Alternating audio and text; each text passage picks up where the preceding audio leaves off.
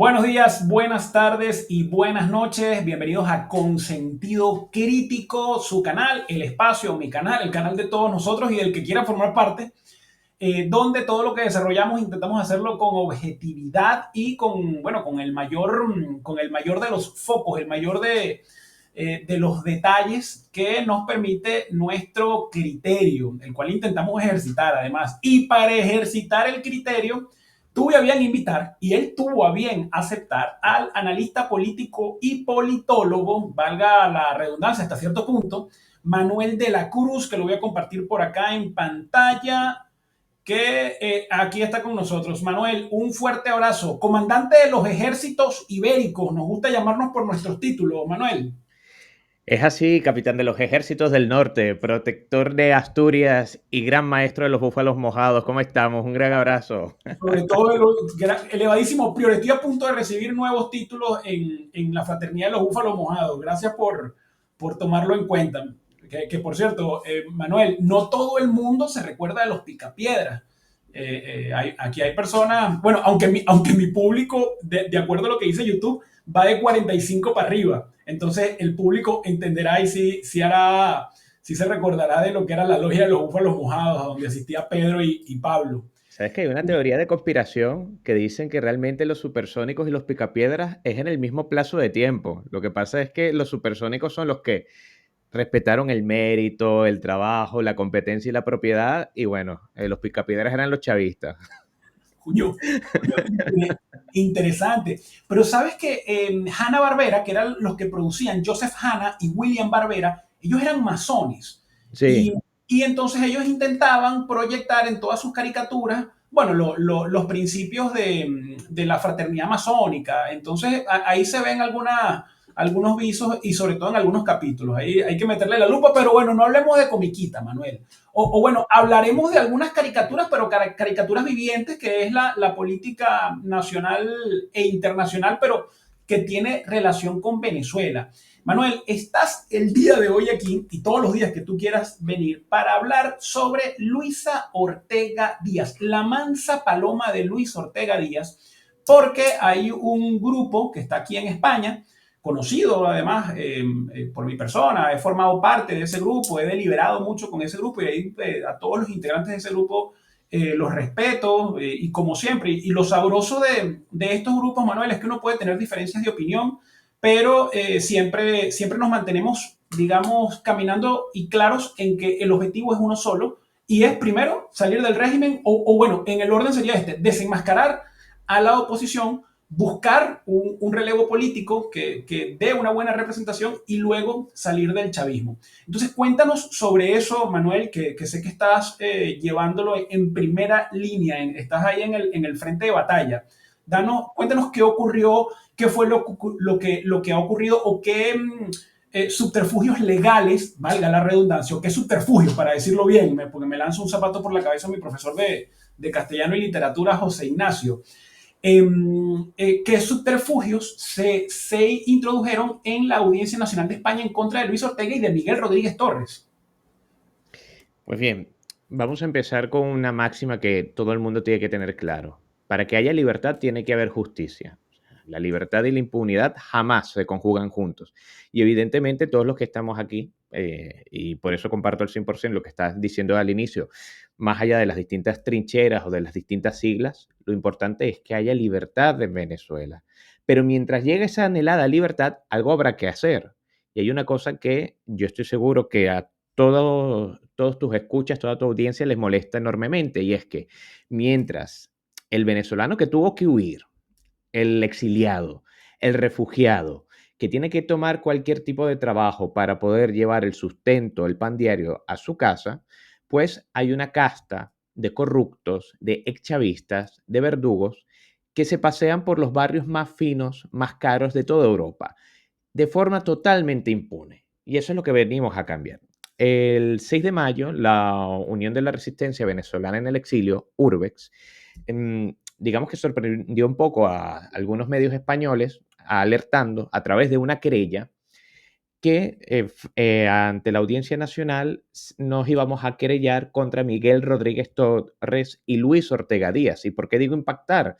Porque si bien los venezolanos los conocemos al 100%, muchos españoles todavía desconocen que el ex jefe de la inteligencia venezolana, el creador de la tumba y del Servicio Bolivariano de Inteligencia, pasea impunemente por las calles de Madrid. Y el monstruo detrás de ese mecanismo de judicialización injusta que hizo el chantaje política de Estado llamado Luis Ortega Díaz, pues también se la pasea por las Castellanas y los barrios más exclusivos de Madrid. No solamente se presentó una querella contra ellos por crímenes de lesa humanidad, sino que además fue admitida. ¿Y esto qué quiere decir?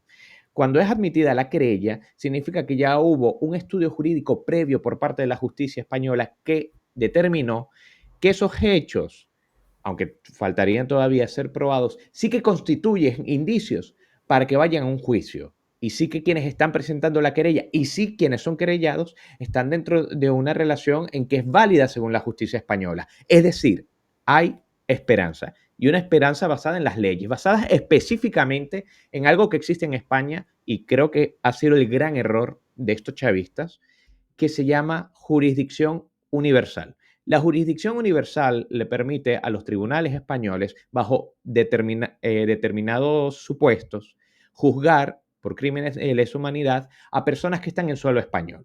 Y en este caso, tanto Luis Ortega Díaz como Miguel Rodríguez Torres, según lo que nosotros apuntamos en la querella, son responsables, insisto, de crímenes de lesa humanidad. Y por eso tendrán que hablar frente a los tribunales españoles. Por eso se van a tener que sentar en el banquillo y por eso, y esto es importante, y te agradezco, Eduardo, que prestes esta ventana para a todos los venezolanos que están en España, todo aquel que haya sido víctima de estos dos criminales, ahora es el momento de aportar el testimonio para llevarlo correctamente a través de nuestros abogados y hacer que paguen, porque deben pagar. Sí, Manuel, bueno, primero agradecido a ti, porque hay cortinas comunicacionales, hay bloqueos comunicacionales, Manuel, pero no siempre vienen de espacios que no quieran decir una verdad, sino responsablemente hablando y además justificado. Y voy a explicar, porque también muchas veces hay quienes no quieren, a pesar de haber sido víctimas, no quieren hacer la denuncia.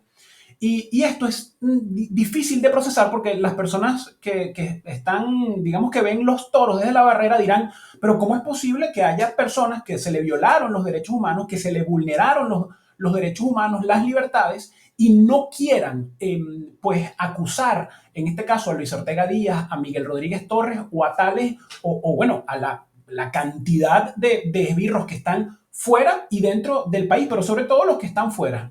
Y aquí ocurre algo interesante, Manuel. Por lo menos las personas que directamente, o digamos con un poquito más de rigor, fuimos perseguidos, apresados, torturados por el régimen, cuando salimos de la cárcel, muchos, pero es que yo puedo, bueno, colocar tranquilamente en porcentaje entre el 90 y el 80%, es decir, de cada 10 expresos políticos, solo uno o dos son los que dicen, mira, ¿sabes qué? Yo voy a hablar de lo que ocurrió. Yo fui torturado, a mí me vulneraron los derechos, a mí me hicieron esto, voy ante las instancias internacionales.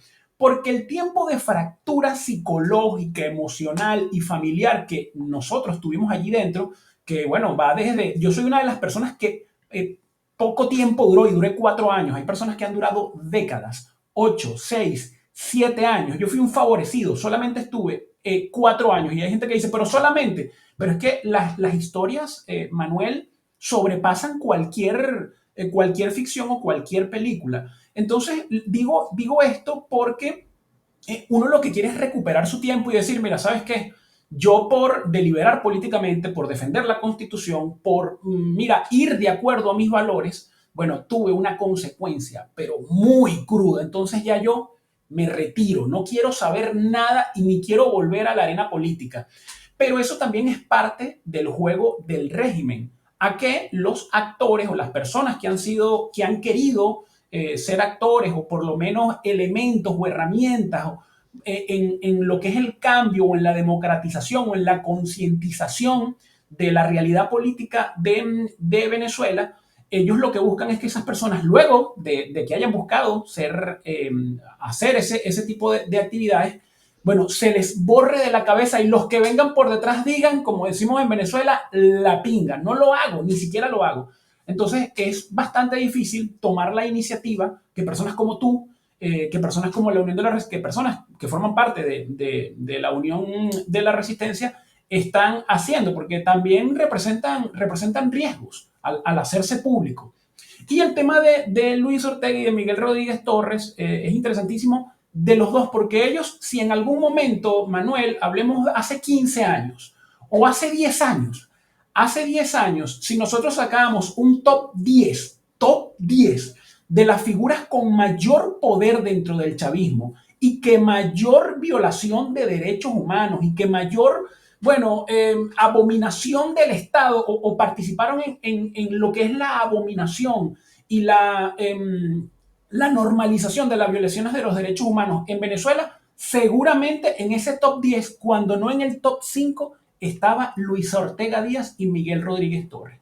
Y para los que ven este programa y no conocen o no son venezolanos o son venezolanos pero han vivido en una cueva y no saben quiénes fueron estas personas, mira, Miguel Rodríguez Torres, como tú bien dijiste, es uno de los creadores, fundadores de lo que es el SEBIN, de lo que fue la transición de la DICIP al SEBIN.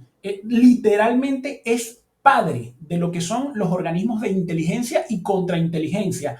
Jefe también, directo, operador directo y director de lo que fueron los aparatos de represión en la época de Chávez y también en la época de Maduro. Y hay que recordar que ya él para el 2014, luego de la muerte de Chávez, llega a ministro de Interior y Justicia. Sale del ministerio por choques con algunos colectivos. Y Luis Ortega Díaz fue también la creadora de lo que fue el sistema piramidal, digamos, estas mafias gangsteriles de lo que es el Ministerio Público. Luis Ortega Díaz además se enriqueció de una manera absoluta. Y dirán, ¿cómo lo sabes? Es que en mis años de turismo penitenciario, conocí fiscales que eran parte de las tribus, de las cortes de Luis Ortega Díaz. Entonces, ¿qué hacían esos fiscales presos? Bueno, cuando esos fiscales, que eran de las cortes, en su escala piramidal, cuando ellos iban a extorsionar a víctimas de lo que era ese aparato y no reportaban sus ganancias a Luis Ortega Díaz o a su esposo, el Chino Ferrer, entonces, bueno, ahí era cuando el mismo aparato del que formaban parte se los devoraba. Antes de seguir, yo voy a mostrar un artículo del 2015 de cuando a mí me deportan de Panamá. Además que fue una deportación donde se violaron más de 25 leyes internacionales. Yo voy a leer el artículo. Esto es del 26 de junio, que es una fecha para mí bastante difícil porque fue mi detención en Panamá y en menos de 12 horas mi deportación a Venezuela. Aquí dice en YVKE Mundial, teniente implicado en plan golpista será presentado ante tribunales de control. Figueroa Marchena, quien se encontraba prófugo de la Justicia Nacional, fue deportado este jueves a Venezuela tras ser capturado en Panamá, luego de la activación de una notificación roja ante la Organización Internacional de Policía Criminal, Interpol. El teniente de la aviación, Eduardo Figueroa Marchena, involucrado en el plan golpista desmontado en febrero pasado por autoridades venezolanas y que contaba con la participación de efectivos de la aviación militar, será presentado ante los tribunales de control, informó este viernes la fiscal general Luisa Ortega Díaz. Y aquí está el extracto que ella dice, ya está aquí, son palabras de Luisa Ortega, ya está aquí en Venezuela y bueno, será presentado ante los tribunales de control y se le imputarán los delitos que los fiscales ya tienen previsto precalificar, expresó la máxima titular del Ministerio Público en rueda de prensa en la sede de la institución ubicada en Parque Central, en Caracas. Figueroa Marchena, quien se encontraba prófugo de la Justicia Nacional, fue deportado este jueves a Venezuela tras ser capturado en Panamá, luego de una activación de una notificación roja ante la organización de la policía de la policía criminal, Interpol. Y con esto cierro este artículo, Manu. Yo quiero que tú también nos digas cuáles son los próximos pasos, que además cómo podemos ayudar, porque ya yo me puse a la orden de esta agrupación que está presentando esta querella para yo también dar mis opiniones y dar mis declaraciones de cómo Luis Ortega Díaz fue o el cerebro o uno de los cerebros que actuó en una deportación ilegal. Además que lo que me hicieron a mí, Manu, lo han hecho por mucho tiempo y lo siguen haciendo, que es crear delitos falsos en Interpol para que si tú estás en otro país te puedan deportar. ¿Qué viene, Manu? ¿Qué es lo que viene ahora? ¿Cuáles son los pasos y cómo podemos ayudar?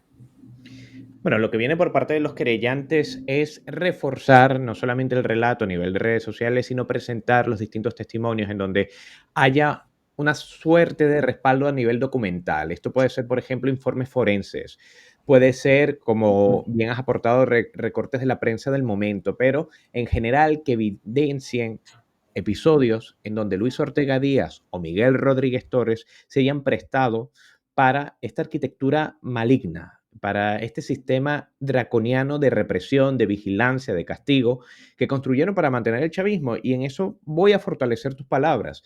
Miguel Rodríguez Torres, efectivamente, es uno de los arquitectos de todo este monstruo de represión, pero es que es uno de los arquitectos del chavismo. Es uno de los chavistas originarios que participaron junto a Hugo Chávez en el 4 de febrero. Miguel Rodríguez Torres fue el responsable del asalto a la Casona. Miguel Rodríguez Torres fue el dedo de Chávez, como se decía de Jacqueline Farías, fue el dedo de Chávez para encargarse de la DICIP y luego del Servicio Bolivariano de Inteligencia, que él mismo fundó. Toda la inteligencia venezolana está volcada a una sola misión, el someter por cualquier medio a la disidencia. Hablamos de torturas, hablamos de desapariciones, hablamos de secuestros, hablamos de chantajes, hablamos de asesinatos políticos, hablamos de gente que ha sido pasada por suicidios o desapariciones cuando realmente se trata de la eliminación física por parte de ellos. Y todo ello es responsable, no solamente, y esto es lo más perverso del asunto, no solamente desde una perspectiva intelectual, sino también material. Y eso se está apuntando en la querella. Y en el caso de Luis Ortega Díaz, lo que podemos ver es la jefa criminal de las bandas judiciales que reptan, que hacen vida dentro de todo ese sistema pérfido, falso judicial que está en Venezuela. Y como bien dices, Luis Ortega Díaz era, en este caso, el dedo acusador, el que fabricaba sin evidencias, la que creaba el caso desde cero para justificar las torturas que luego iban a ser hechas por los esbirros de Miguel Rodríguez Torres. Por eso es importante, ahora que me preguntas qué hacer, primero hay que romper con este cerco comunicacional, con este veto mediático. ¿Por qué? Porque no todo el mundo, no todos los venezolanos en España y sobre todo no todos los venezolanos que trabajan en medios españoles están hablando de esta querella. Y una forma de complicidad no solamente es defender a estos dos truanes, una forma de complicidad es el silencio. Y ahora mismo hay mucha complicidad. Hay muchos que están callando. Porque al fin y al cabo recordemos que estos dos exministros del chavismo tienen acceso a recursos económicos que ni siquiera podemos llegar a imaginar. No sabemos a ciencia cierta cuántas nóminas han sido compradas, cuántas voces han sido silenciadas. Y es fundamental que se sepa la querella, no por Urbex, no por este proceso jurídico en específico, sino para que las víctimas de derechos humanos que están aquí en España, todos esos venezolanos víctimas de ellos dos, puedan aportar el testimonio, que es fundamental en el proceso jurídico. Necesitamos recabar todos esos testimonios. Y segundo, yo, francamente, yo jamás esto lo he ocultado, soy sumamente crítico al actual gobierno español, sin embargo, todavía hay indicios de una cierta división de poderes y lo vemos cuando imputan a gente cercana a Pedro Sánchez, es decir, Correcto. todavía hay independencia de poderes. ¿Que está siendo atacada? Sí.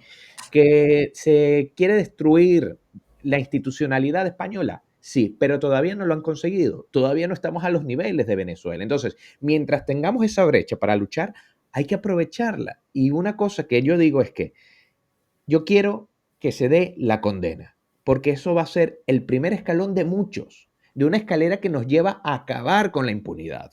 Y que todos estos mercenarios al servicio del chavismo, si se quieren salir del país porque han caído en desgracia y porque han sido depurados por sus mismas peleas entre bandas, pues que se vayan a Cuba o que se vayan a Corea del Norte, pero que no vengan al mundo libre. Pero lo segundo, si no logramos la condena judicial, debemos asegurarnos de la condena moral. Todos los españoles de bien tienen que estar conscientes que pueden ser vecinos de un violador de derechos humanos y no pueden dormir con ello.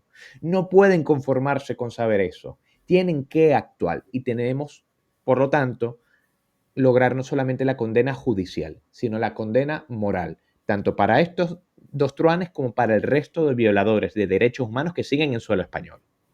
Manuel, mira, sobre todo lo de la condena moral es algo tremendo, porque ocurrió algo luego de la Segunda Guerra Mundial, que se escaparon tantos nazis y se fueron a Latinoamérica y a otras latitudes.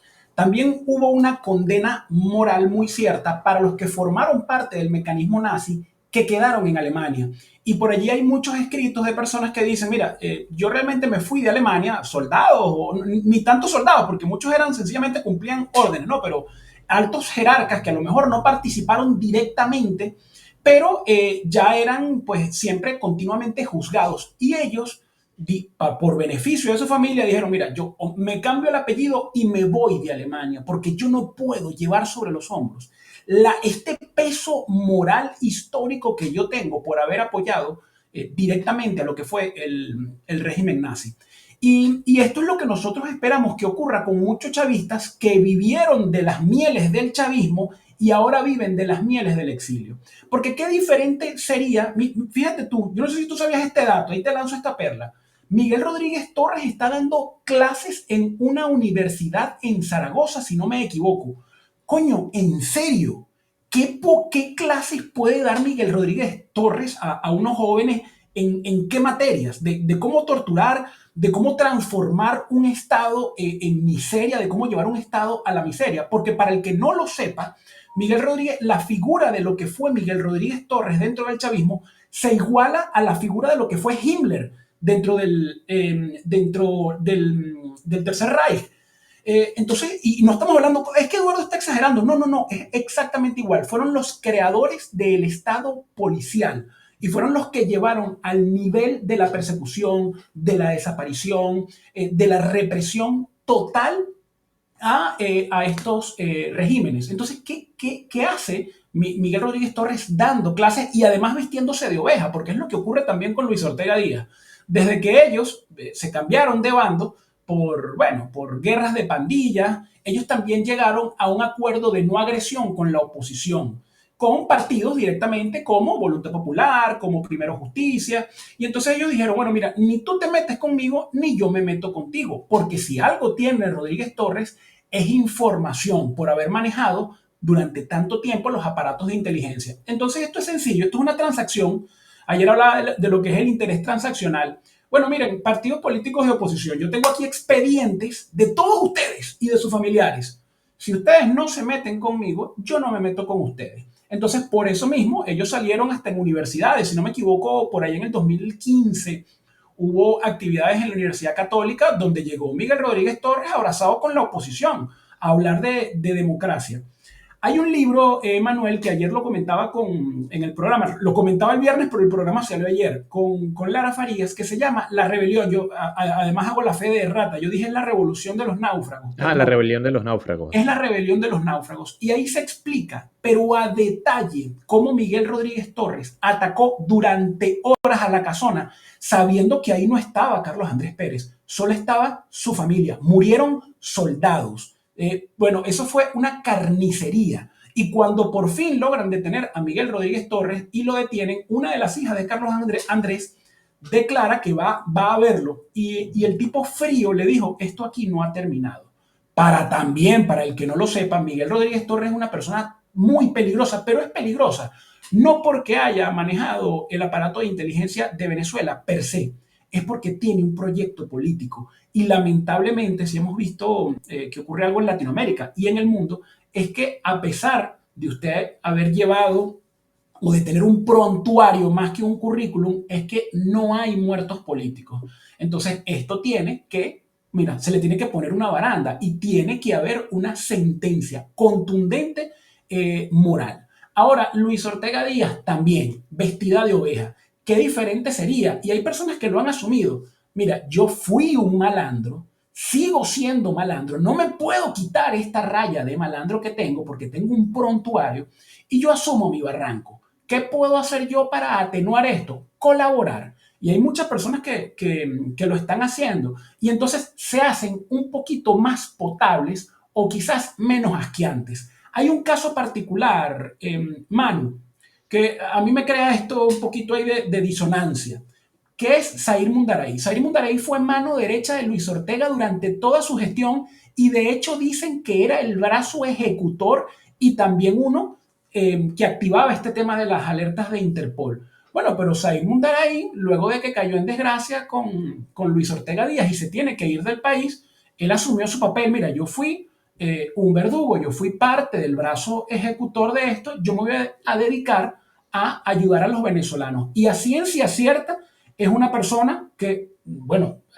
además ha quedado muestra de que, bueno, busca la manera entonces de atenuar el prontuario que tuvo, bueno, ayudando y colaborando con ciertas organizaciones. Entonces, ojo, yo lo digo es para que no se olvide, porque uno no puede olvidar de dónde viene la gente. Ah, bueno, que usted ahora por cargo de conciencia o por querer, bueno, tener un exilio o una vida más tranquila, ha decidido actuar de buena manera, eso no borra lo que usted hizo. Por ahí había estos libros de La culpa es de la vaca y tal, que eran de muchas referencias. Decía, si usted coloca un cuchillo en una puerta de madera, usted puede quitar el cuchillo, pero ahí queda la marca.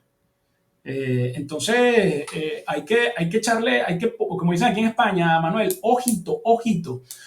Ok, Manuel, perfecto. Entonces, tenemos que están en un proceso donde están todavía recibiendo información. ¿Se puede en este momento y cómo se puede? Me vas a responder estas dos preguntas. ¿Se puede una persona que esté viendo este programa y diga, mira, sí, yo fui parte de los campamentos estudiantiles que Miguel Rodríguez Torres ordenó reprimir y destruir? Mira, sí, yo fui víctima de Luis Ortega Díaz y quiero declarar cómo uno se comunica con ustedes, Manuel. Vale, sencillo. Todavía está abierto el plazo, por así decirlo, para que podamos admitir más testimonios dentro de la querella. Esto es fundamental. Se tienen que poner en contacto directamente con la Unión de la Resistencia Venezolana en el Exilio, URBEX. Lo pueden hacer a través de las distintas redes sociales, principalmente Instagram y Twitter. Es sumamente sencillo. Estamos en redes sociales como URBEX. Este es el logo. Entonces, aquí creo que se nota, ¿verdad? Se ve bien, sí, sí, sí. Vale, cuando vean la bandera de Venezuela, de la España y la Cruz de Santiago, ya saben que va de Urbex. Está en Twitter e Instagram, es el primero que aparece. Nos escriben en privado y nos ponemos en contacto directamente. También tenemos la página web Unión de la Resistencia Venezolana en el Exilio.es. Repito, Unión de la Resistencia Venezolana en el Exilio.es. Allí también tienen acceso a correo electrónico y redes sociales. Por cualquiera de esas, enseguida los abogados que se están encargando de la querella, que son Javier Peiró y Ricardo Miracle, pues analizarán los documentos que puedan aportar, el testimonio narrado, notas de prensa y dependiendo del grado de implicación de estos dos personajes con cada uno de los casos, pues se evaluará si agregar un testimonio como, digamos, como testigo, como querellante. Hay distintas formas de hacerlo. Pero lo importante es esto, que si tienen sobre todo documentación, la aporten, de modo que sea un elemento probatorio de cara al juicio y que los abogados puedan realmente sacarle al máximo el jugo a esto, para que sea lo más conducente a una condena, que es al fin y al cabo lo que buscamos. Esta gente no se puede quedar de rositas, como dicen en España, no pueden ser impunes, porque al fin y al cabo la impunidad es el origen de todas las violaciones a los derechos humanos. Si se da el metamensaje de que en Venezuela se puede hacer lo que le venga en gana a uno y luego pasearse como si nada por el Paseo de la Castellana, o peor aún, dar clases en una universidad en Zaragoza, pues muy mal vamos, porque ese es el ejemplo que van a seguir allá el resto de mercenarios, el resto de verdugos, y hay que acabar con eso. La sensación de impunidad debe acabarse, y lo vemos en la lucha contra la criminalidad normal. ¿Qué pasa cuando en un barrio se deja de aplicar la ley? ¿Qué pasa cuando en un barrio se deja de aplicar la justicia? Pues que los malandros hacen lo que les venga en gana. Esto es lo mismo que pasa con los grandes violadores de derechos humanos. Y sobre todo, cuando, como bien dijiste, tienen una idea de lo político que es prácticamente fanática. O sea, Miguel Rodríguez Torres es ante todo un infiltrado, un comunista que se metió en el ejército para hacer una revolución y desde entonces no ha parado. Luis Ortega Díaz también, la joyita que tiene al lado, su pareja sentimental, fue un guerrillero. Es decir, son personas que ven la existencia misma de lo político como una lucha existencial. Ellos parten de su dialéctica marxista y lo ve todo como tu muerte es mi vida, tu destrucción es mi triunfo. Y ellos como se hacen, digamos, poseedores de esa misión de vida, hacen todo lo que tengan al frente para hacerlo. ¿No ves cómo se mueven también por ese mismo resentimiento marxista los hermanos Rodríguez? Delcy Rodríguez, Jorge Rodríguez, al fin y al cabo simplemente están siguiendo la estela de destrucción de su padre guerrillero. Pues esto es igual. Por eso son tan peligrosos. Son peligrosos porque tienen ideas claras y están dispuestos a todo para que triunfe. Y realmente, si no comprendemos al enemigo, si le seguimos subestimando y pensando que esto es simplemente por el dinero, mal vamos, porque lo que se está debatiendo es mucho más grande. Así que esta es una invitación, tanto a los venezolanos como a los españoles, para defender eso tan pristino, tan puro, que debemos defender a toda costa, que es la dignidad humana. Sin dignidad humana no podemos tener ninguna sociedad justa. Sin dignidad humana no podemos hablar ni siquiera de libertad. Así que en defensa de dignidad humana tenemos que ir todos juntos contra los violadores de derechos humanos. Manuel, siempre es una cátedra y además esperanzadora escucharte, siempre. Muchas Porque gracias. tú eres una muestra de que hay muchísimos venezolanos en capacidad de ser representación política. Y cuando yo digo representación política, no es vamos a elecciones, no, no, representación política es representación de lo que es el clamar y la necesidad ciudadana de ejercer la política dignamente. Ayer también hablaba de lo que es el concepto político deformado en Venezuela, que también en otros países, tanto de primer mundo como de segundo y tercer mundo existe, ¿no? Que es, yo tengo que ser un zorro, tengo que ser un malandro, tengo que tener siempre estar jadeando y salivando, y si no eres de esa manera, entonces esos otros políticos con la barrigota, y no, tú no sirves para esto, no tienes actitudes políticas. No, eso no es ser político. Manuel, antes de incluir acá algunas cosas, algunos comentarios, quería preguntarte esto, ya como última pregunta. ¿Qué va a ocurrir si la sentencia es favorable? Digo favorable para los venezolanos y en contra, y se demuestra en la Audiencia Nacional que estas dos personas, efectivamente, como lo sabemos, son violadores de derechos humanos. ¿Cuáles serían las consecuencias para ellos?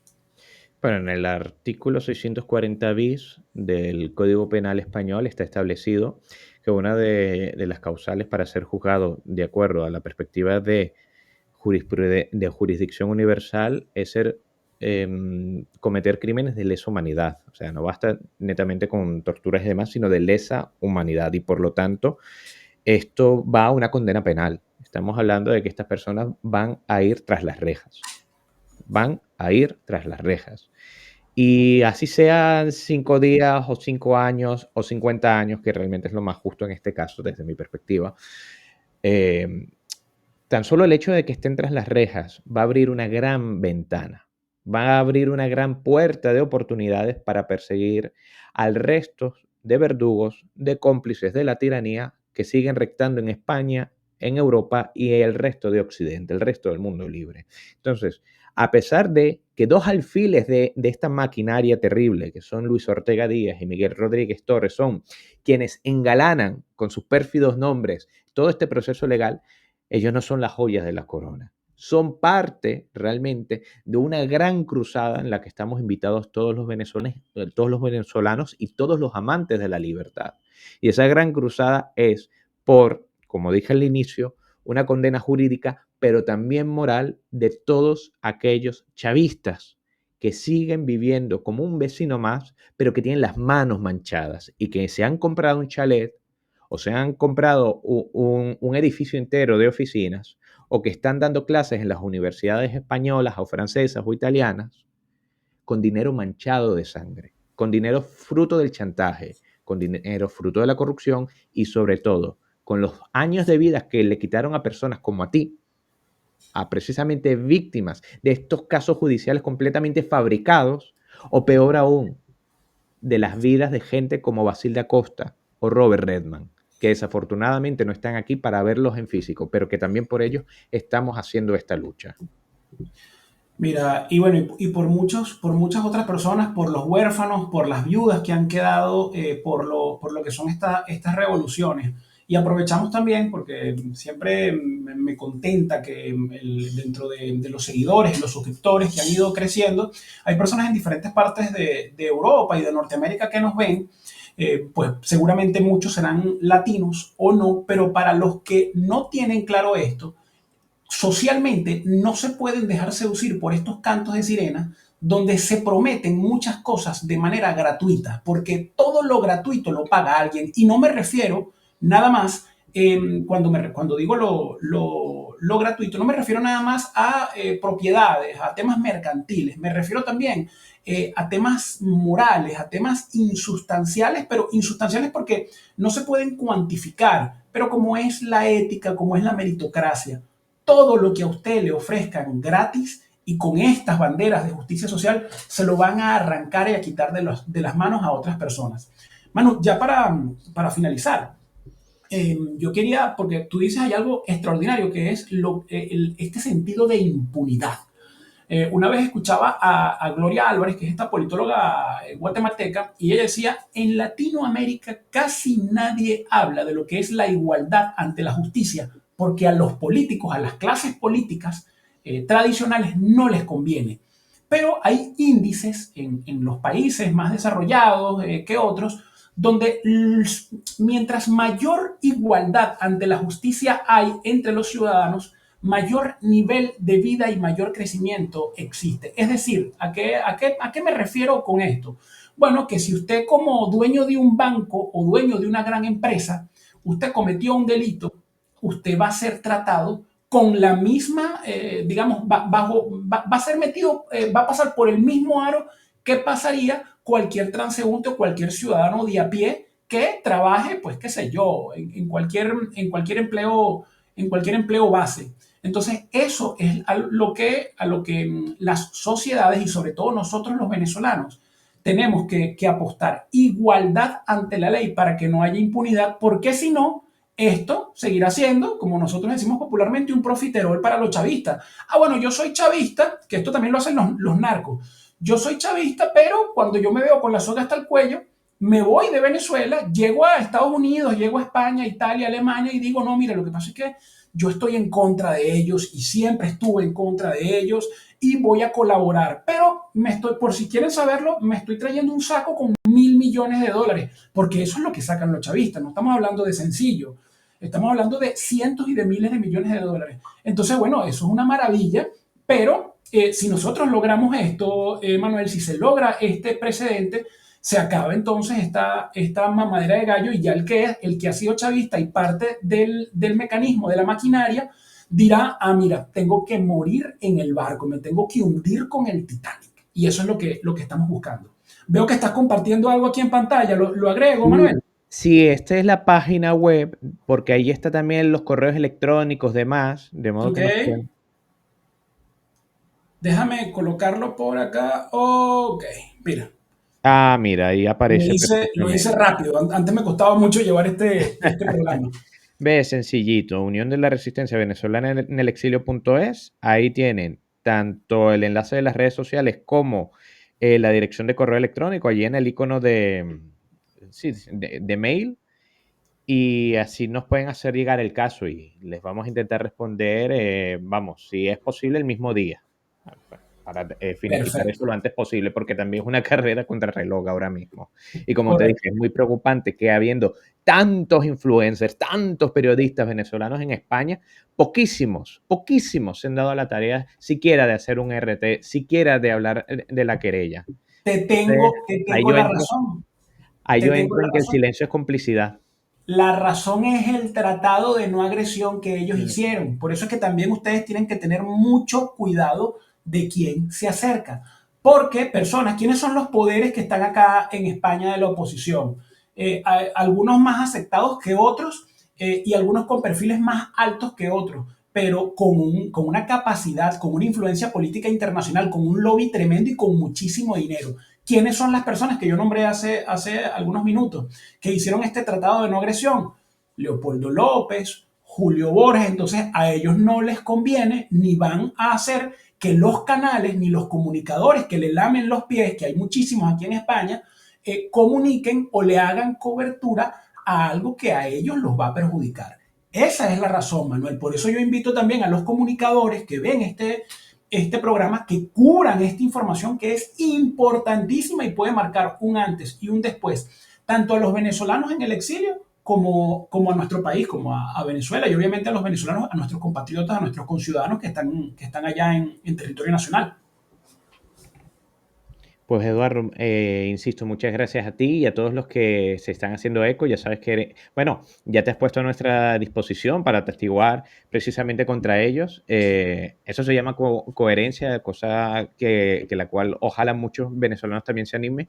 Y hay que también ser comprensivos con lo que dijiste al inicio, el miedo. El miedo, al fin y al cabo, es el mecanismo que utilizan estas personas para aminorar cualquier instinto de superación, cualquier instinto de lucha. Pero como dijo Ramiro de Maeztu, ser es resistir, y esto se trata de resistir. Ya lo peor, en muchos casos, lo han pasado muchos de los represaliados políticos. Ya esos episodios oscuros, las torturas y demás, sé que dejan dentro muchas, pero muchas secuelas, muchas heridas, no solamente a nivel físico, sino también a nivel psicológico. Pero parte del proceso de sanación es saber que existe una justicia más allá de ese circo al que desafortunadamente estamos habituados los venezolanos, de que hay instituciones serias y de que podemos llevar esto. Y sobre todo, es fundamental el registro público. Es fundamental dejar estas cosas por escrito, dejar estas cosas en donde tienen que estar. ¿Por qué? Y lo digo con una anécdota personal. Alguna vez yo también fui represaliado, en este caso por colectivos, y un grupo en el que yo pertenecía, al que íbamos a hacer la denuncia, yo me negué en su momento a denunciar porque dije, ¿para qué? Si estos tribunales están controlados precisamente por gente como Luis Ortega Díaz. Pues bien, aunque los tribunales de ese entonces, de esa generación, no iban a hacer absolutamente nada, sí que iba a haber un registro. Y en una Venezuela libre o en los tribunales del mundo libre, esa denuncia sí que iba a servir. Así que no nos quedemos con la duda ni en silencio. Denunciemos y apelemos a la justicia siempre. Que así sea, Manuel. Un gusto, como siempre, tenerte aquí. Gracias por la invitación. Además que teníamos varios días intentando coincidir hoy te escribí y me dijiste en media hora. Bueno, en media hora, porque bueno, tengo el lujo de tener Manuel de la Cruz, entonces me tengo que mover para que se cumpla, Manuel. Gracias también por esta iniciativa. Alex, hazla, por favor, este agradecimiento extensivo a la Unión de la Resistencia, Manuel de la Cruz, comandante o Gracias. duque de las costas de Alicante, de las planicies de Valencia. Duque de Gandía, como eran los Borgia. Bueno, fíjate, duque, creo que aciertas ahí, duque de Gandía, Un gran abrazo, protector o de Asturias. protector de la muralla del norte. Eso es. Muchas gracias. Un gran Bueno, abrazo. hermano, un fuerte abrazo, que tengas excelente semana, hermano. Cuídate. Igualmente, Eduardo, igualmente.